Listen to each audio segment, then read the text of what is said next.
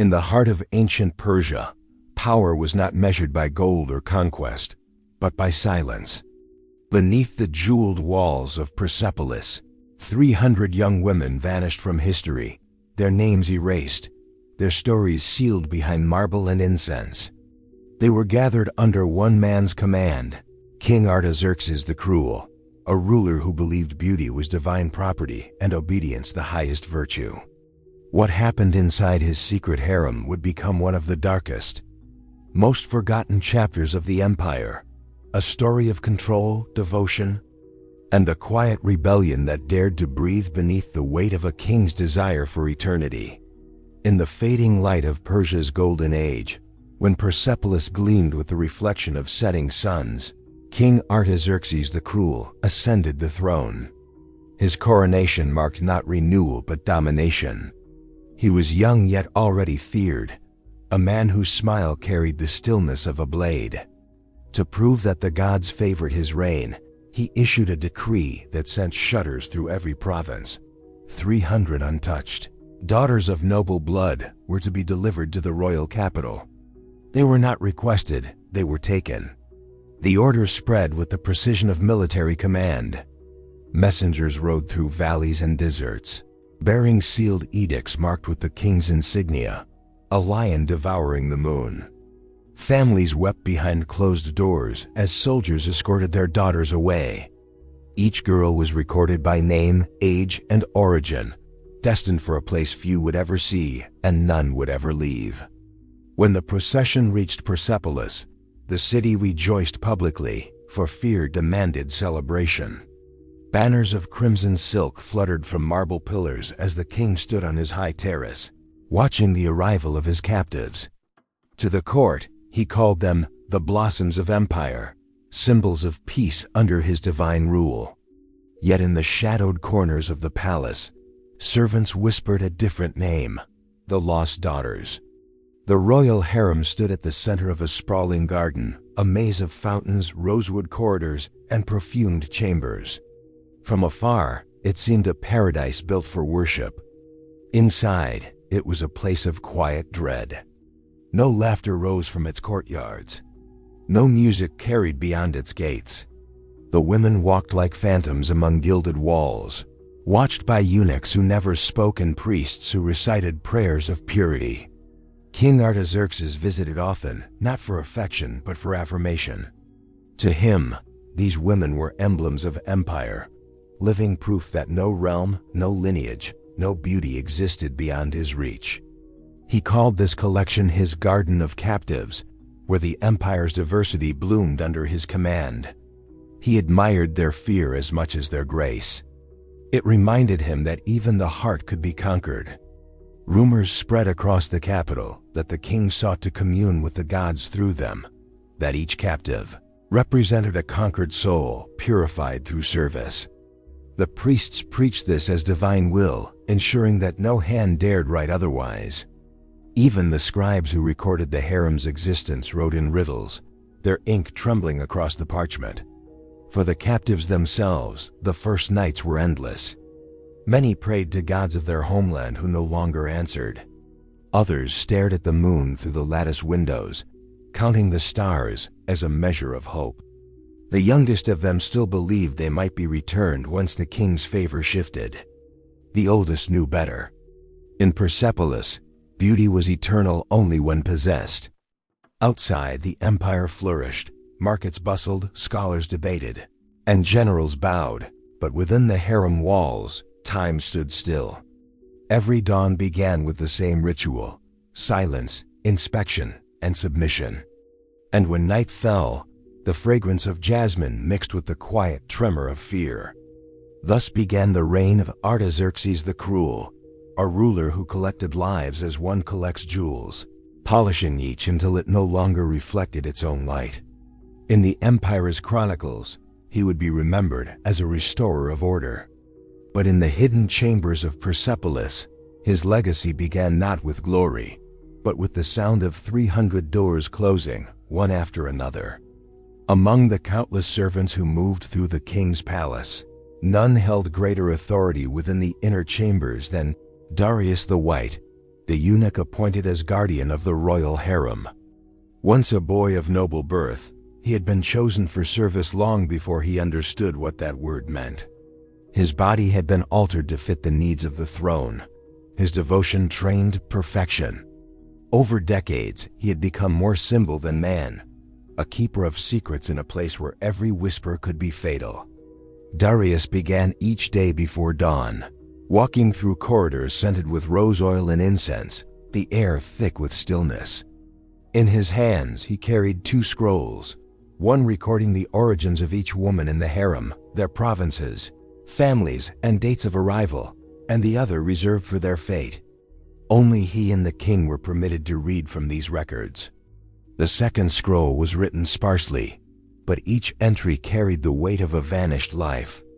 Though Darius spoke with the calm of a scholar, the servants feared him. His pale eyes revealed nothing. His tone remained gentle even when pronouncing a punishment. He never raised his voice, yet his silence could freeze a room. The women called him the Watcher without mercy. To them, he represented the walls themselves, unyielding, expressionless, and inescapable. But beneath his ritual composure lingered something darker: remembrance. Darius had once served King Xerxes, Artaxerxes' father, who had built the first version of the harem to display the empire's prosperity. Under Xerxes, indulgence was tempered by restraint. Under his son, restraint had withered into cruelty. Darius often found himself haunted by the echo of the old court, when music filled the evenings instead of screams muffled by obedience. He told himself that loyalty required silence, yet his conscience stirred each time he entered the hall of selection. The women would stand in perfect lines, their eyes lowered as priests moved among them. Darius inspected them with ritual detachment, marking those who would be summoned to the king's chambers. He avoided meeting their gaze, for within those frightened stares he saw reflections of what he had lost: freedom, identity, even the right to dream. At times he sought solace in the archives, among records of past dynasties. There, he studied the old laws that once protected noble daughters from royal claim. Those laws had been rewritten under Artaxerxes, struck out with crimson ink. Darius traced the erasures with trembling fingers, as though touching the bones of a forgotten civilization. Late at night, when the palace slept, he walked the corridors alone. He could hear the faint rustle of silk from behind closed doors, the restless breathing of hundreds of captives. He often paused at the central fountain, where the moonlight shimmered over the water's surface. For a moment, he saw his reflection, pale, hollow-eyed, and ageless, and wondered whether he had become more ghost than guardian. Still, duty bound him. His life belonged to the throne, his silence to the grave. He knew that defiance, even in thought, was treason. Yet somewhere deep within, a fracture had begun. It was small, invisible, but it widened with every passing night, the crack through which guilt seeped like blood beneath marble. And so, as dawn crept across Persepolis, Darius the White prepared the next inspection. The scrolls lay open before him, names written in perfect calligraphy, untouched by emotion. But behind those letters lived the silent knowledge that his hands, steady and obedient, were shaping the fate of hundreds, each life measured not in years, but in the turning of a key. The new moon rose over Persepolis like a dark omen, its silver edge glinting against the palace's golden rooftops. Inside the harem, torches flickered as priests and attendants gathered for the ceremony known as the Night of First Bloom, a ritual invented by King Artaxerxes, the Cruel, to sanctify his dominion. Every month, under the crescent's thin light, one woman was chosen to represent the unity of the empire through purity. To the priests, it was sacred devotion. To those who lived within the harem walls, it was a night of dread. Darius the White stood at the entrance to the ceremonial hall, scroll in hand. Before him, the women were arranged in 2 long rows, draped in pale linen, their faces veiled. The scent of frankincense mingled with fear. From behind a golden screen, Artaxerxes observed, surrounded by his high priests, their robes stitched with threads of gold and red. His expression was calm, unreadable, the face of a man who believed himself divine. The high priest, Ormuzd of Susa, stepped forward to begin the selection. He held a bronze bowl filled with small tablets engraved with names, each one representing a life, a fate, a family. The women trembled as the bowl passed from hand to hand. The king lifted one tablet without hesitation. "The gods have spoken," he said softly. "Let the chosen one step forward." A faint cry escaped one of the veiled figures, a sound quickly swallowed by the heavy air. The others lowered their heads as though erasing themselves from the moment. Darius recorded the name, his quill pausing briefly before touching the parchment. His handwriting remained flawless, but his hand shook imperceptibly. The ceremony continued in silence, broken only by the chants of the priests. Each verse praised purity and obedience as gifts to the empire. When the king finally rose from his seat, the hall fell into utter stillness. He passed among the women, his steps slow and deliberate, the silk of his robe whispering against the marble. "You are the body of Persia," he declared. "Through you, the realm endures." His tone carried reverence, yet his eyes glinted with ownership. At his signal, the musicians began to play, soft rhythmic tones meant to calm the spirit. But there was no peace in the harem that night. Behind the gilded screens, attendants moved like shadows, leading the chosen woman away toward the inner sanctum. The others listened as the doors closed, the echo heavy as a verdict. When dawn arrived, the torches had burned to stubs. Darius stood once more before the fountain, waiting for the sound that would not come. The woman's name, now written in the royal register, would soon be erased. By midday, her chamber would be emptied, her garments redistributed, her scent replaced with fresh incense. Only the mark beside her name, a small, deliberate stroke of black ink, would remain. Outside, the priest spoke of divine favor. The people celebrated the ritual as a blessing, never knowing what silence cost those within. For the harem, each new moon meant the loss of another sister. Another voice added to the growing absence dot as the sun rose above the city. Artaxerxes appeared on his balcony, his arms raised toward the light. To his court, he seemed radiant, the living image of a god anointed by heaven. But within the palace, behind veils and barred doors, the women whispered another name for him, the devourer of the innocent. Beneath the marble corridors of Persepolis lies a place erased from every royal record, the Chamber of Still Voices. No servant speaks of it, no guard admits it exists. Yet each night, faint echoes drift upward through the palace floors, the sound of breathing, prayers, and weeping long suppressed. It is here that the vanished women of Artaxerxes' harem are entombed, not in coffins of gold, but in chains of silence. The chamber was built centuries before, a subterranean vault meant for royal archives and heretical prisoners. Now it serves a darker purpose. The king decreed it a sanctum of purification, a place where those deemed unworthy of divine unity are sent to repent. No one returns. The air is heavy with salt and decay, thick enough to taste. Stone bowls line the walls, filled with water gone green from neglect. Yet among the shadows, a single lamp still flickers, its flame protected by trembling hands. Those hands belong to Ariane of Lydia, once a princess, now a prisoner. Her homeland had sent her to Persia as tribute, a gesture of loyalty to the empire. But loyalty means little to Artaxerxes, who sees beauty as both gift and threat. When Ariane spoke against the rituals, she vanished from the harem, as others had before her, only to awaken beneath the earth. Days pass without sunlight. The only visitors are priests in white masks who bring bowls of barley water and whisper scripture. Yet Ariane refuses to surrender her mind. In the scraps of parchment that once carried royal decrees, she begins to write, not with ink, but with a mixture of soot and blood pressed from her bruised fingertips.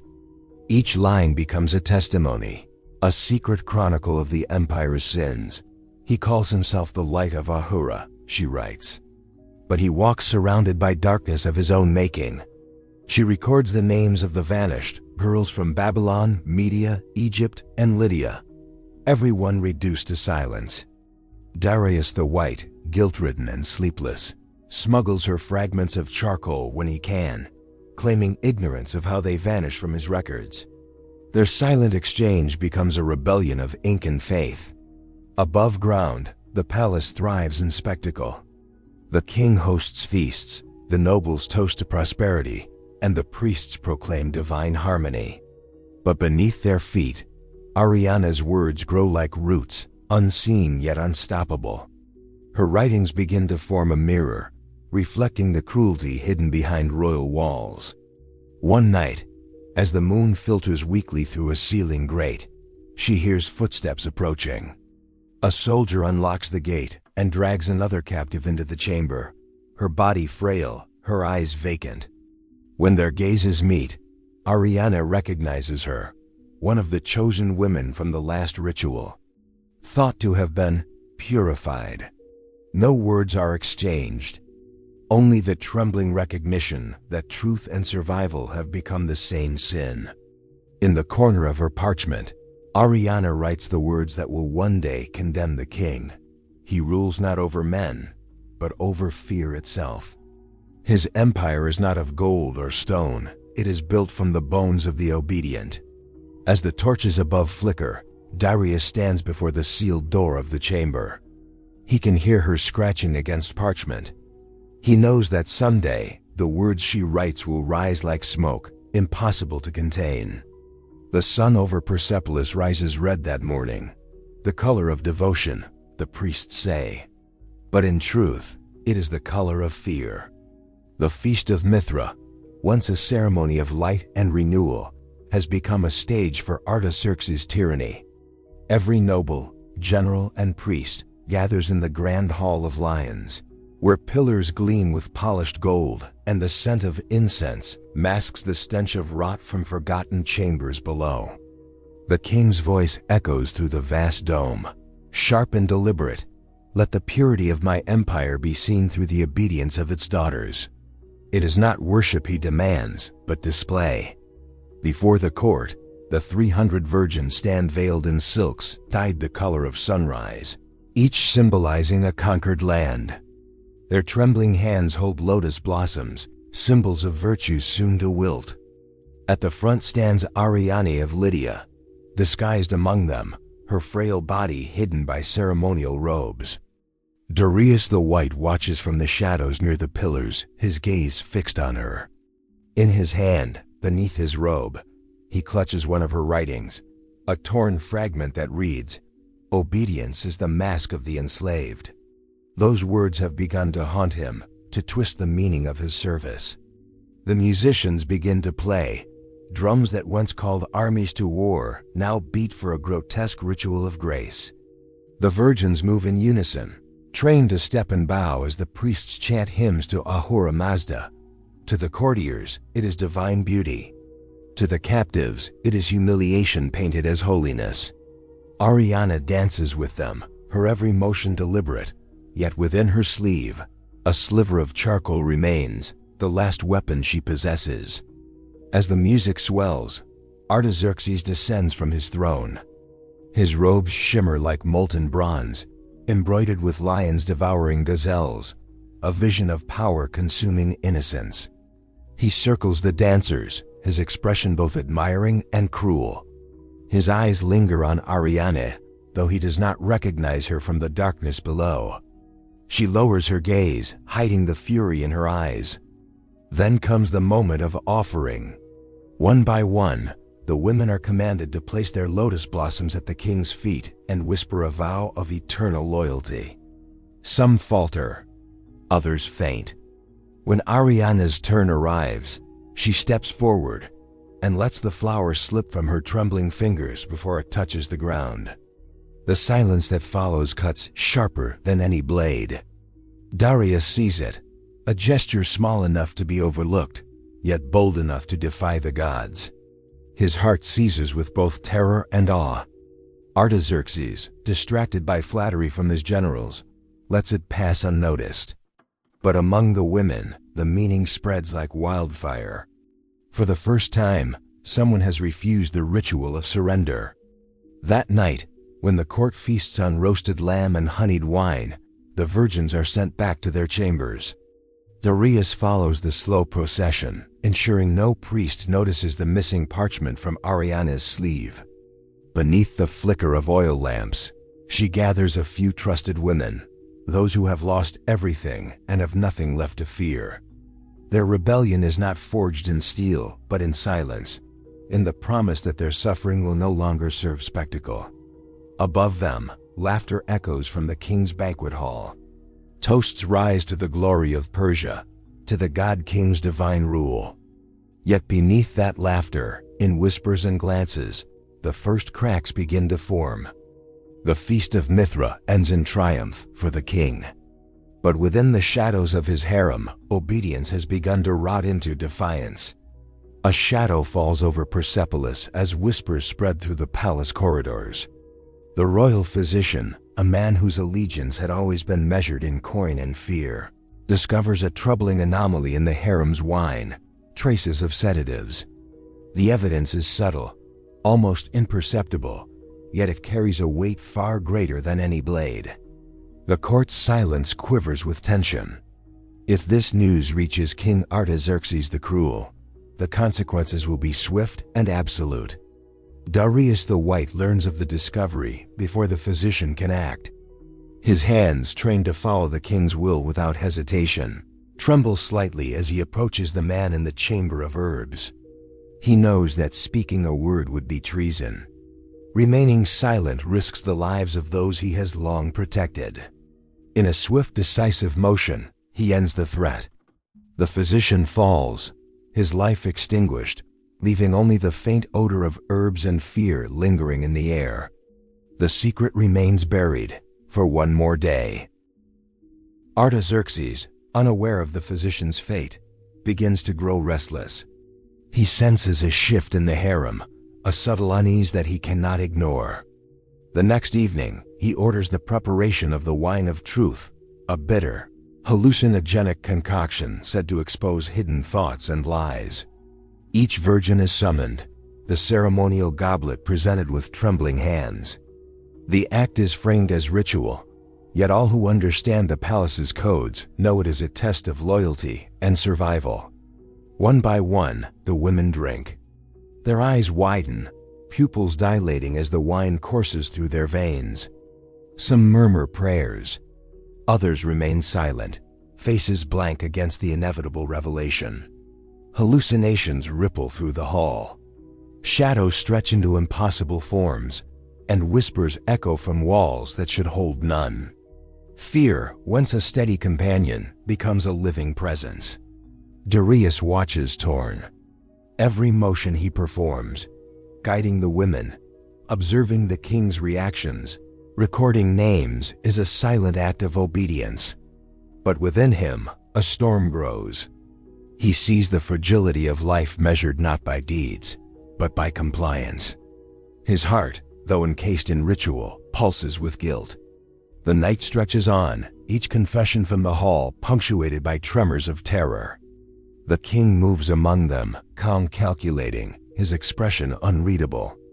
To him, this is justice. To the women, it is an ordeal of the mind and spirit. By dawn, the last goblet is drained, the hall emptied of its living witnesses. What remains is an imprint of fear, etched into the memory of stone and water. As the sun rises over Persepolis, Darius collects the fragments of the night. Names are recorded, reactions noted, the subtle tremors of defiance catalogued. Yet even in the precise order of his scrolls, he senses a shift. Among the women, small gestures of resistance survive, the tilt of a head, a fleeting glance, a heartbeat too steady to betray despair. Outside, the city thrives in ignorance. Artaxerxes appears serene, unaware that the night has changed the balance within his palace. Beneath the golden marble, the seeds of rebellion take root. Those who survive the wine's ordeal carry with them the faintest ember of defiance, a spark that will eventually ignite. Darius closes his eyes briefly, alone in the chamber. His life has been defined by obedience, yet the cost of that obedience is now undeniable. One day, he fears, the empire itself will reckon with the blood spilled quietly in the name of order. The palace of Persepolis had never known a night so dark, yet so alive with sound. Smoke curled from the lower halls, the scent of scorched wood and melting silks mingling with incense still burning high above. The rebellion, long whispered in shadows, erupted in a roar of desperate defiance. Ariane of Lydia, her face streaked with soot and sweat, led the captives through secret passages known only to the servants, each step a gamble between life and death. Darius the White, wounded from a confrontation with a guard who had discovered their preparations, moved with determination. Every movement betrayed his pain, yet he guided the women with steady hands, placing them into tunnels hidden beneath the palace floors. He had known fear and obedience for decades, but in this moment, guilt and hope coalesced into a singular force: salvation.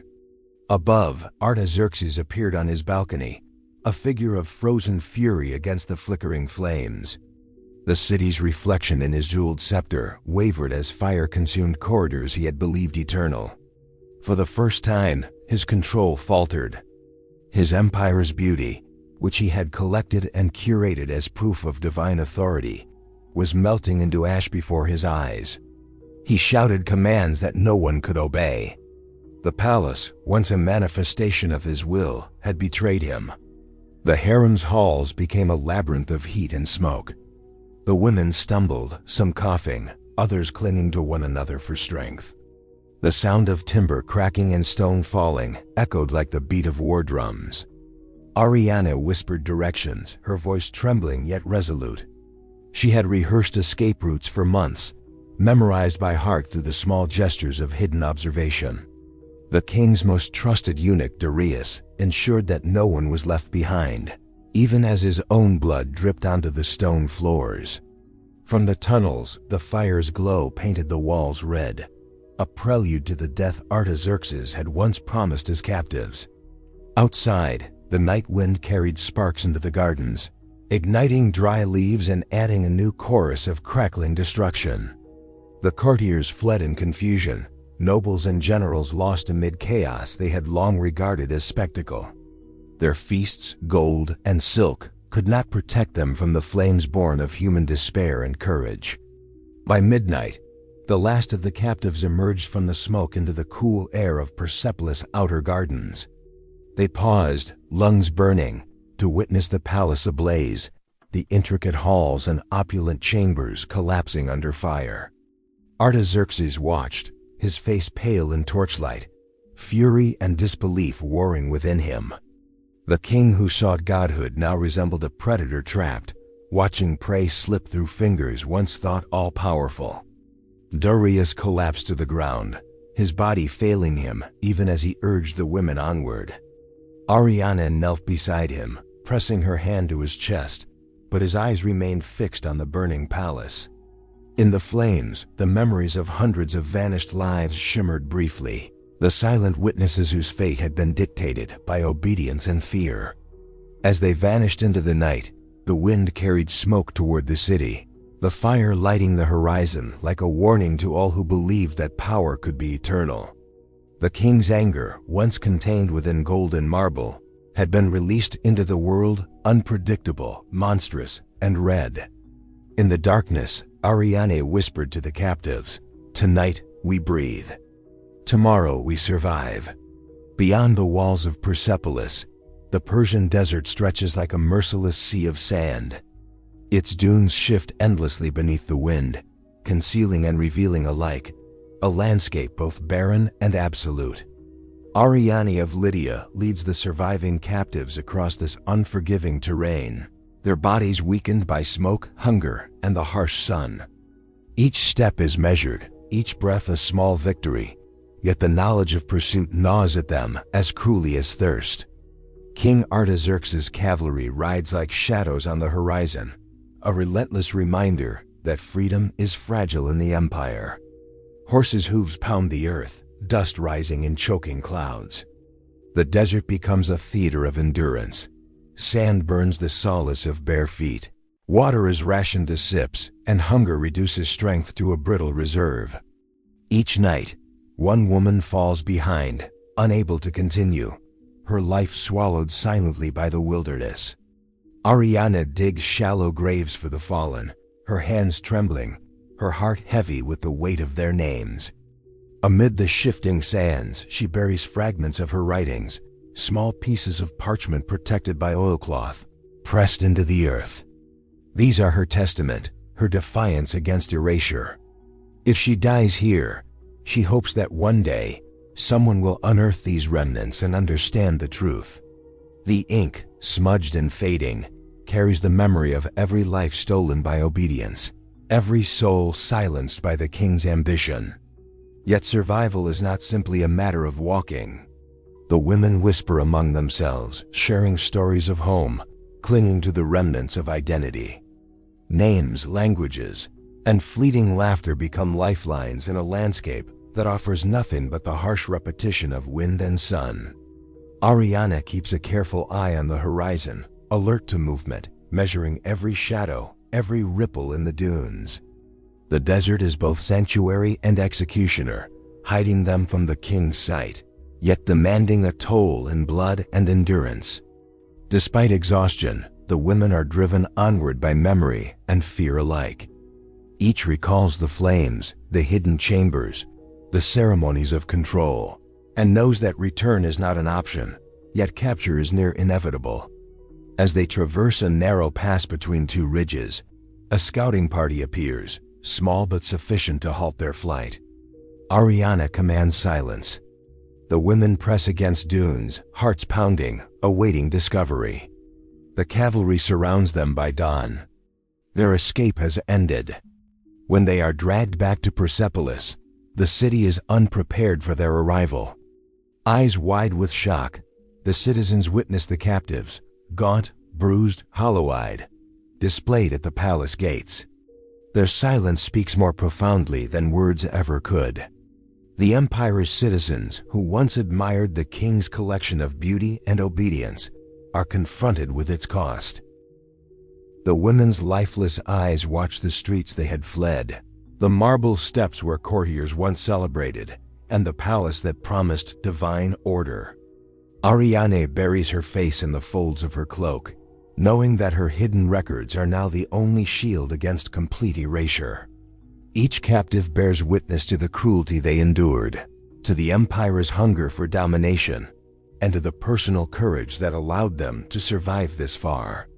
The desert has taken many from them, but it has also preserved memory, leaving fragments of rebellion in the sands, awaiting the day they might speak again. Even in defeat, a spark endures. In their silence, a testimony persists, one that the king cannot burn, the priests cannot erase, and the empire cannot fully claim. The desert, harsh and unforgiving, has become both grave and guardian of the unspoken truths of Persepolis. The corridors of Persepolis trembled under the weight of vengeance. Darius the White, once the unflinching guardian of the harem, was dragged before King Artaxerxes the Cruel, accused of betrayal. His hands, which had meticulously recorded every name and every fate, were now bound behind his back. His pale eyes, usually calm and unreadable, burned with a quiet terror. The king's voice echoed through the marble hall, sharp as a blade. "You have served with hands of precision and heart of stone. Yet your heart has faltered. Speak no lies again, or suffer the penalty of silence." Before the gathered court, Darius' punishment was carried out with ceremonial brutality. His tongue was torn out, leaving only a mangled remnant where once he had spoken commands, prayers, and names. Blood spilled onto the polished floors, dark and bright against the pale marble. The eunuch, whose life had been devoted to silence and record, now became an emblem of the cost of mercy and hesitation. Even in this, Artaxerxes framed the act as divine justice, the priests chanting blessings as though mutilation were a holy rite. The king's gaze turned next to the remaining virgins, the women who had survived fire, flight, and desert. Artaxerxes decreed that to restore divine order, all must die. The order was absolute. The priests, eager to sanctify the command, named it the cleansing of the flesh, a ritual meant to purify the palace and appease the gods. Servants carried torches through the hallways, and the air soon filled with incense masking the smell of oil and blood. In the chambers, fear was palpable. The women, already broken by hunger, fire, and exile, faced their final judgment. Ariana of Lydia, her body exhausted and her spirit battered, remained silent, recording the unfolding horror in her mind and on scraps of hidden parchment. The walls, once silent witnesses, now echoed with screams and prayers, muted by the relentless cruelty of the king's decree. Outside, the city remained oblivious, unaware of the slaughter within the palace walls. Artaxerxes' courtiers watched in fascination, their faces a mixture of awe and horror. The priests moved among the women with calculated precision, each act framed as devotion. Yet even their chants could not mask the grotesque reality. Obedience had led to death. Survival was fleeting, and mercy was a stranger in Persepolis. Darius, lying in a small side chamber, felt the tremors of the massacre through the stone floors. Though silenced, he bore witness with his remaining senses, the cries, the scuffling of feet, the ritualistic order of suffering. His life, once defined by absolute service, now measured only by the horrors he had overseen, lingered in suspended torment. Ariana's eyes, wide and unbroken, captured the scene as if carving it into eternity. Each scream, each movement, each ritual gesture was catalogued, a record of truth that the king could never erase. Though surrounded by death, the women's memories, their courage, and their defiance would endure in hidden testimony, awaiting the day when the empire's sins would be unearthed. By nightfall, silence returned to Persepolis, but it was a silence thick with ash blood and incense, a silence that spoke louder than any song. The king had enforced his will, yet even as the hall emptied, a subtle tremor of fear lingered in the shadows, unacknowledged by those who believed themselves divine. The price of silence had been paid in full, yet the echoes of conscience, rebellion, and memory had already begun to seed their own reckoning. In the weeks following the cleansing of the flesh, Persepolis fell into an uneasy quiet. Marble corridors once alive with courtly chatter and ceremonial music, now echoed only with the faint whispers of servants and the rustle of silk in empty halls. King Artaxerxes the Cruel wandered these corridors like a specter of his former authority, haunted by the ghosts of the hundreds whose lives he had claimed. Their absence pressed upon him more heavily than the gold that had once marked his dominion. The king's mind, once sharp and unyielding, had begun to fray under the weight of his own cruelty. In a fit of obsession, he ordered a hall constructed entirely of mirrors, tall, flawless surfaces that multiplied his image into infinity.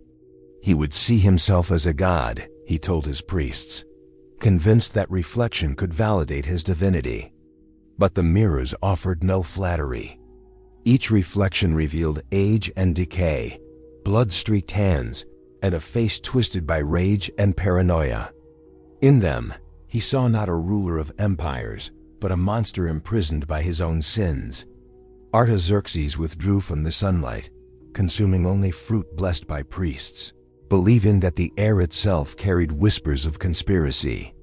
He slept in darkness, his chambers lined with silken curtains to shield him from even the faintest ray.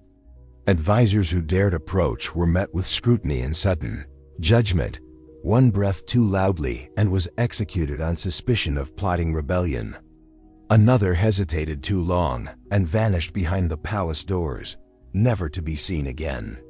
The king's obsession with control, once manifest in ceremonies and rituals, now consumed him wholly. The empire itself began to fracture. Governors in distant provinces delayed tributes, generals doubted orders, and murmurs of rebellion stirred among conquered peoples. Persepolis, once a city of brilliance, became a city of shadows, reflective surfaces that multiplied the king's paranoia and amplified every flaw. His court, diminished and fearful, moved like ghosts through endless hallways. Even Darius the White, now mute and broken, survived only by avoiding direct presence before the king, witnessing through averted glances the slow unraveling of the man who had once ruled him. Within the mirrored hall, Artaxerxes confronted himself daily. Hours passed in silence, broken only by the echo of footsteps or distant chants of priests offering blessings. He watched the past and present collide in the reflections, imagining conspiracies in every corner. The memory of the harem, the fire, the desert, and the deaths of those who dared defy him haunted each glance. Every image reminded him that divinity claimed in cruelty leaves the soul hollow. The king's isolation deepened as months stretched into years. No laughter disturbed him, no counsel guided him. Mirrors surrounded him like a jury of endless witnesses, all reflecting not glory but guilt. The empire trembled in the absence of leadership. Provinces drifted toward autonomy, and the walls of Persepolis, magnificent as they were, echoed with the emptiness of a fractured reign. Artaxerxes' mind deteriorated under the suffocating pressure of reflection, the hall becoming both prison and judge. In solitude, he became the embodiment of his own tyranny, a god without worshippers, a king without subjects, a soul consumed by the echoes of those he had destroyed. Persepolis, once the jewel of Persia, had fallen into silence. The plague swept through the city with indiscriminate cruelty, claiming nobles, priests, and servants alike. Streets that had once teemed with merchants and dignitaries now carried only the hushed shuffle of the dying. The grandeur of the empire became a canvas for decay, and the mirrored hall, Artaxerxes' final obsession, stood as a mausoleum of his vanity and terror. King Artaxerxes the Cruel, abandoned by court and advisors, remained within his hall of mirrors. The reflections surrounded him endlessly, 1,000 eyes witnessing the collapse of his reign. Each reflection revealed age, madness, and blood-streaked hands, echoing the countless lives sacrificed to his ambition. He ate only blessed fruit, avoiding the touch of servants, refusing water untainted by ritual.